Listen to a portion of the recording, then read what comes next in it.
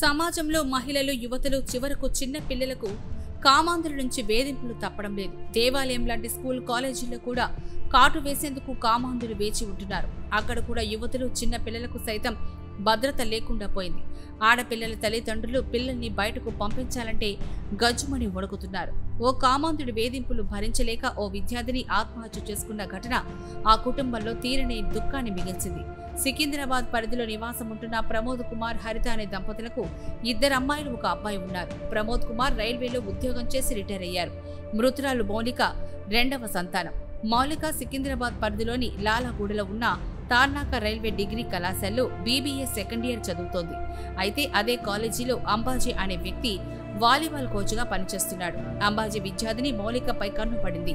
దీంతో volleyball coach Ambaji ప్రతిరోజు నన్ను ప్రేమించమంటూ మౌలిక వెంటపడేవాడు. ప్రేమ మీద నమ్మకం లేని మౌలిక అతని ప్రేమను తిరస్కరించింది. అంతేకాకుండా తన వెంట పడకూడదని పలుమార్లు హెచ్చరించింది. అయినా కూడా వాలీబాల్ కోచ్ అంబాజీ మౌలిక వెంట పడుతూనే ఉండేవాడు. రోజురోజుకి అతని వేధింపులు మితిమీరిపోవడంతో తీవ్ర మనస్తాపానికి గురైన మౌలిక ఇంట్లో ఎవరూ లేని సమయంలో తన గదిలోని ఫ్యాన్కి ఉరేసుకుని ఆత్మహత్య చేసుకుంది. సమాచారం అందుకున్న వెంటనే పోలీసులు ఘటనా స్థలానికి చేరుకుని మృతదేహాన్ని పోస్టుమార్టం నిమిత్తం గాంధీ మార్చురీకి తరలించారు. తండ్రిచ్చిన ఫిర్యాదు మేరకు పోలీసులు కేసు నమోదు చేసుకుని నిందితుడు అంబాజీ కోసం గాలింపు చర్యలు చేపడుతూ దర్యాప్తు ముమ్మరం చేశారు.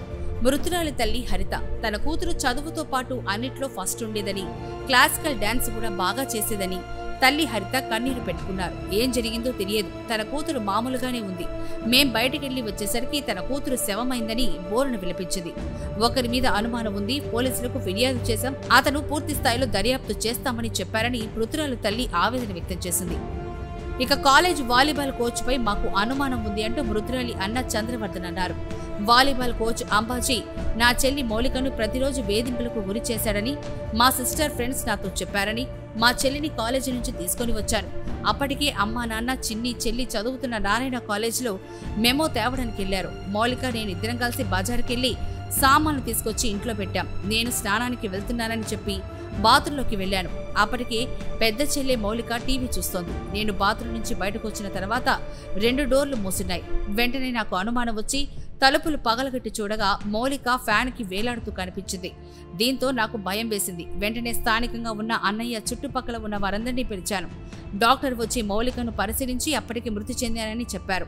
మా నాన్న కోచ్ మీద పోలీసులకు ఫిర్యాదు చేశారు. పోలీసులు పూర్తి స్థాయిలో దర్యాప్తు కొనసాగించి మౌలిక ఆత్మహత్య చేసుకోవడానికి గల కారణాలను తీసుకుంటామని చెప్పారని మృతురాలి అన్న తెలిపాడు.